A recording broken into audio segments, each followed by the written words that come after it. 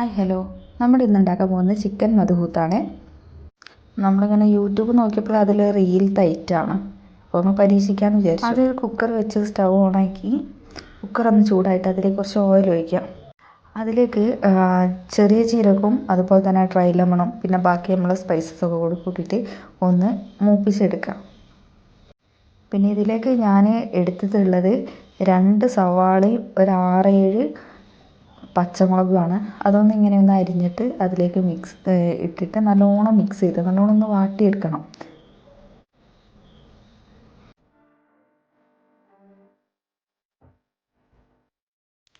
ഇതിലേക്ക് 2 Maggi cube നല്ലോണം നമ്മളൊന്ന് കൈ വെച്ചൊന്ന് മാഷ് ചെയ്ത് അതിലേക്ക് ഇട്ട് കൊടുക്കണം. പിന്നെ ഇതിലേക്ക് നമുക്ക് വേണ്ടത് ഒരു വലിയൊരു തക്കാളി, പിന്നെ ഒരു 5-6 വെളുത്തുള്ളിയും ഒരു ചെറിയ കഷ്ണം ഇഞ്ചിയും. അത് നല്ലോണം പേസ്റ്റാക്കി അരച്ചിട്ട് അത് ഇതിലേക്ക് ആഡ് ചെയ്ത് നല്ലോണം ഒന്ന് മിക്സ് ചെയ്ത് കൊടുക്കണം.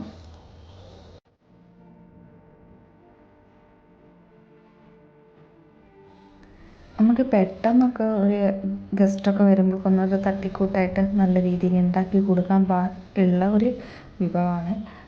നല്ല ടേസ്റ്റും കാര്യങ്ങളൊക്കെ തന്നെ ഇതിന് വരുന്നുണ്ട്.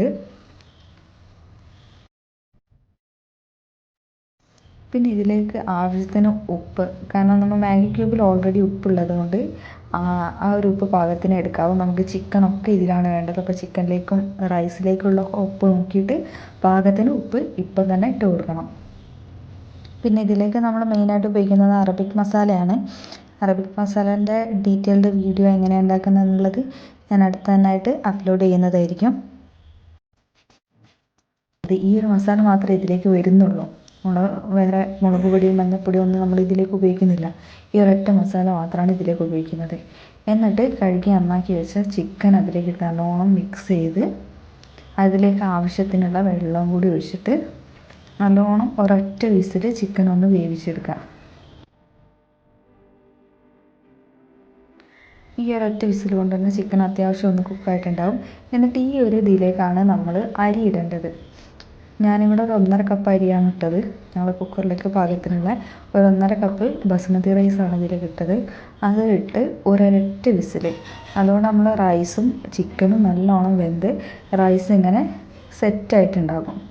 അപ്പോൾ നല്ലൊരു അടിപൊളിയായിട്ടാണ്. അപ്പോൾ എല്ലാവരും ഒന്ന് ട്രൈ ചെയ്യൂ. Thank you.